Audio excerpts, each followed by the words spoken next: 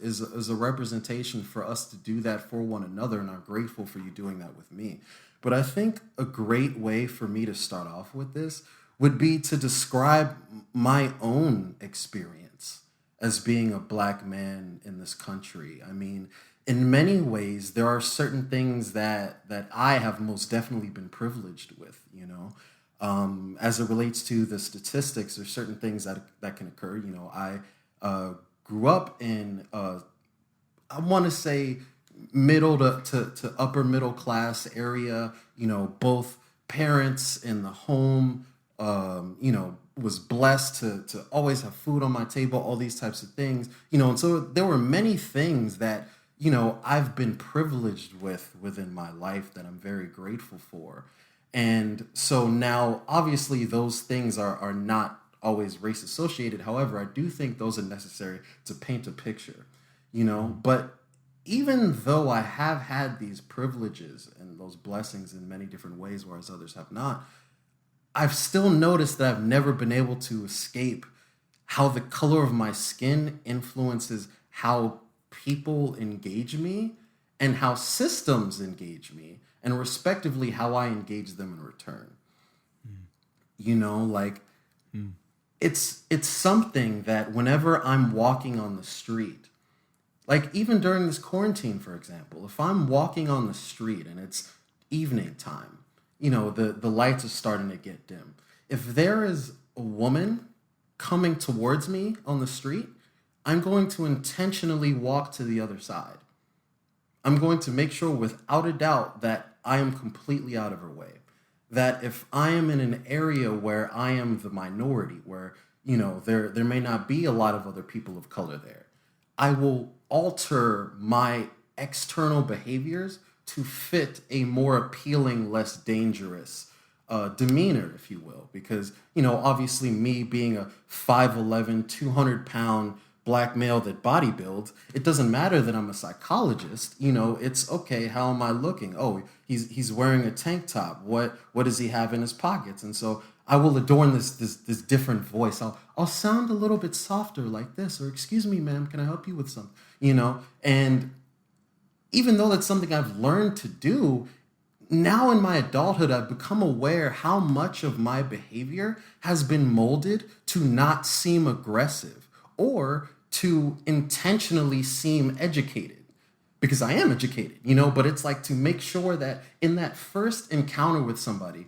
how can I make sure that I don't seem like a threat, I don't seem like a thug, and I don't seem like I'm stealing something? And when there's that constant issue there, when there's that constant thing where I just feel like whenever someone is having to make a constant effort to not be something, it's taking away their ability to focus on what they do want to be. You know, there's a part of us that has to say, okay, well, I'm devoting all this energy to avoiding this problem, or avoiding the cops coming, or avoiding getting in trouble. If all that energy is going outward, then I'm not really looking at myself and saying, what do I want to be in that moment? It's kind of like it shackles my freedom of expression in a way. It shackles my ability to feel excited and peaceful and whimsy. And now that's not happening all the time, but it's just something that we need to think about, you know, and ask ourselves, how does that play out for people? What is it like to really have to worry on a day-to-day basis, where for me personally, I am far more scared. I am scared of cops, Dante. Like, genuinely, I acknowledge that there are so many wonderful cops in this country, many of which are in my family. But at the same time, I identify that the reason why I have never been given a ticket in my life, I've never had a speeding ticket given to me, is because of the fact that I am so cautious, because the last thing I want is to get pulled over. And I'm not worried about a ticket. I'm worried about if in any way I convey myself so that they might feel danger, or so that they might feel the need to escalate the situation. Because if I can't entrust my life to those who have sworn to protect it, how am I not going to want to feel hypervigilant or aggressive? Or how am I going to feel motivated to abide by these laws and regulations and everything? How am I going to be motivated to listen so acutely if I think that my life isn't valued, if I think that I'm not being taken seriously? In every single relationship, the thing that is necessary is reciprocity.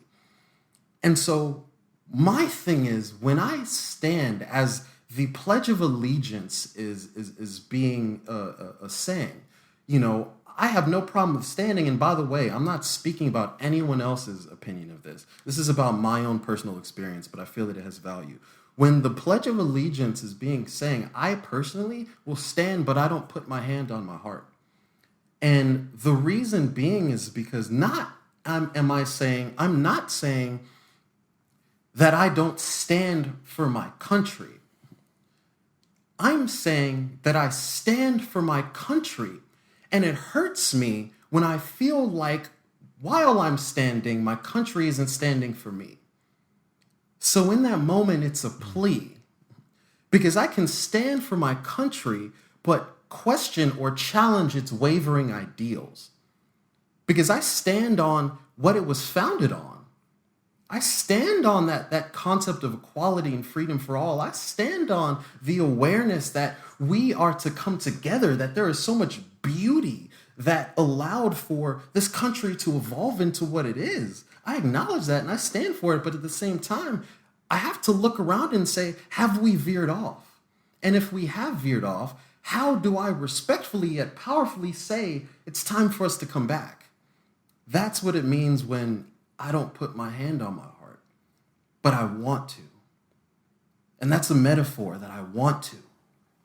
There's so many people that don't want to be angry right now, but they feel like their hands are tied. What do you do when an animal is against the wall and they feel like they're being attacked? See, if I could just put in this last thing, because I'd really love to hear what you have to say about this. But here's the thing that I really want to get forward to people, that our minds are orchestrated either for survival or for life. When we are in a state of survival, it has effects on the emotional, the cognitive, and the physical level. We can see somebody who feels like they're in danger, and the blood leaves those most evolved parts of their brain, their cerebral cortex, their frontal lobe, and it goes down to their arms and legs. It leaves the viscera, which is the seat of healing. And now, okay, maybe I can't think effectively. Maybe I can't digest or heal my body effectively, but you know what I can do? Run. What else is it doing? It's making me have tunnel vision. It's taking away my creativity, because stress and anxiety create this tightly coiled system of thinking. It's shutting all of my evolutionarily elevated systems down so that I can survive. And so our core problem is we have so many people in this country that feel like they need to survive. They feel like they need to fend for their lives. And so before we talk about the other elements that are very necessary in the civil rights issue, which, by the way, civil rights is for everybody. Civil rights is for every color, every gender, every sexual orientation. And as I stand in this moment for civil rights, I put up the fist for all of us. But in order to be able to optimize how we live, we got to get out of survival. And if I think that I need to worry about surviving an interaction with a cop, that I might have a knee on my neck for 11 minutes, that is a problem. And that is why people are standing up and are angry.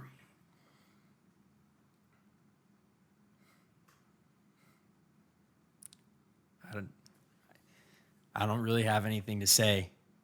That's just incredibly well said, Ryan. I appreciate you sharing all that. Thank you, man. And I know anyone out there listening will appreciate it.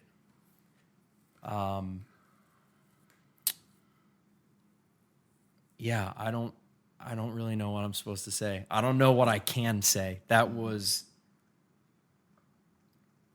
perfectly said. Everyone who is feeling upset I mean, that is an incredibly intelligent way of expressing why.